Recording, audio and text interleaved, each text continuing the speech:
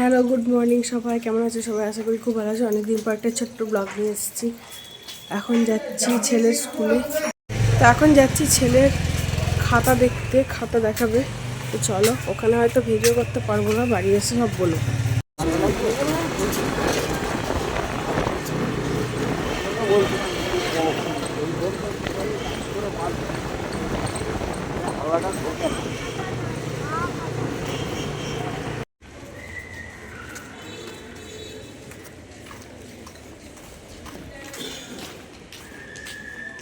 এসছি আর ছেলের খাতা দেখে এলাম।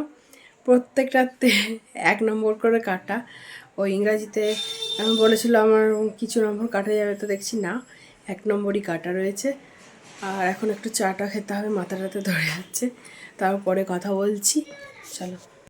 এখানে চলে এসেছি আমি দুপুরের খাবার নিয়ে। দুপুরে মেনুতে আছে লেবু, বেগুন ভাজা, বাঁধাকপির তরকারি, পালং শাকের চচ্চড়ি আর আছে মাছের ঝাল। তো আমি ঝটপট খেয়ে নিই, অনেকটা দেরিও হয়ে গেছে, ওদের সব খেতে দিয়ে দিয়েছি। আমারই খাওয়া বাকি ছিল, তো আমি এবার খেয়ে নিই, তারপর তোমাদের সাথে পরে কথা হচ্ছে। চলো। সন্ধ্যাবেলা আর যাচ্ছে একটু আইব্রো করতে। ছেলেও যাচ্ছে সাথে। ও যাচ্ছে ওর ধান্দায়, গেলে একটু চকো পাবে, সেই জন্য। চলো, পাড়াতেই কাছে।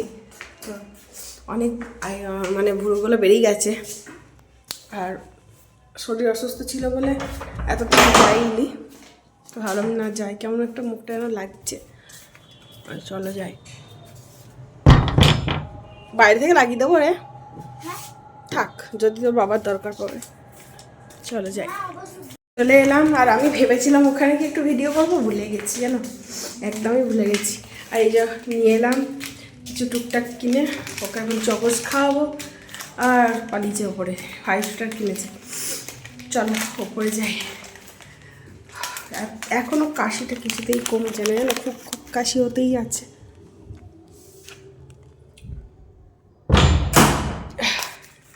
চলো ওপরে যাই। রাতে চলে এসেছি ডালপুরি করতে। তো ডালপুরিটা আমি লুচির মতো না করে একটু পরোটা টাইপের করছি, যাতে পুরগুলো একটু বেশি ভরা যায়। আর আমাদের বাড়িতে কোনো পুর ভরে কিছু হলে অন্য কিছু আর করতে হয় না। মানে কোনো রকম মানে তরকারি আর করতে হয় না। খেজুর গুড়, শীতকালে খেজুর গুড় দিয়ে সব খেয়ে নেয়, কিংবা সস দিয়ে আলুর পরোটা করলে যেমন সস দিয়ে খেয়ে নেয়। তো আজকে এইগুলো সবাই খাবে বলেছে খেজুর গুড় দিয়ে। কিন্তু আমি আমার জন্য, আমি যেহেতু অত মিষ্টি জিনিসটা পছন্দ করি না, তো আমি আমার জন্য একটু অন্য জিনিস বানিয়েছি, সেটা তোমাদের পরে দেখাচ্ছি।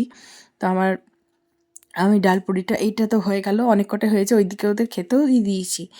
আর কয়েকটাই খালি রয়েছে, মানে আমার কটাই পড়ে আছে। তো এইটা আমি দেখো করি, প্রথমে একটু এপিট ওপিট করে নিই, হালকা সেঁকে নিই। এতে কি হয়, খুব নরম হয় আর খুব টেস্টি হয়। এবং আমি চেষ্টা করি খুব অল্প তেলে করার, তার কারণ হচ্ছে মানে যেন হেলদিও থাকে। খুব একটা তেল খাওয়াটা তো ভালো নয়, সেই জন্য আমি চেষ্টা করি সবসময় তেল কম দিয়ে রান্নাটা করার।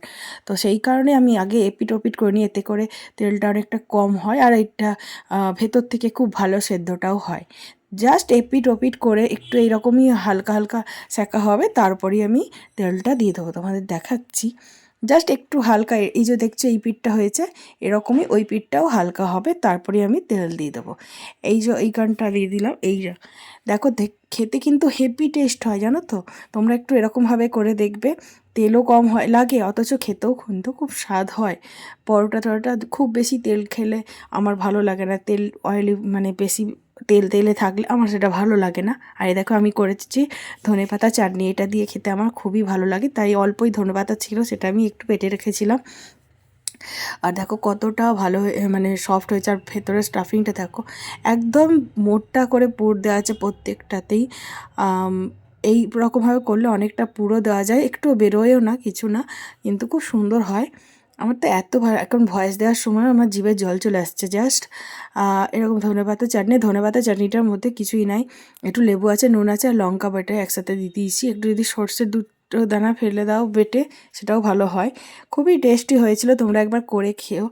আর ডালপুরির পুরটা তোমাদের দেখানো হয়নি, তো যাই হোক, যদি বলো তো কোনো দিন একদিন দেখাবো।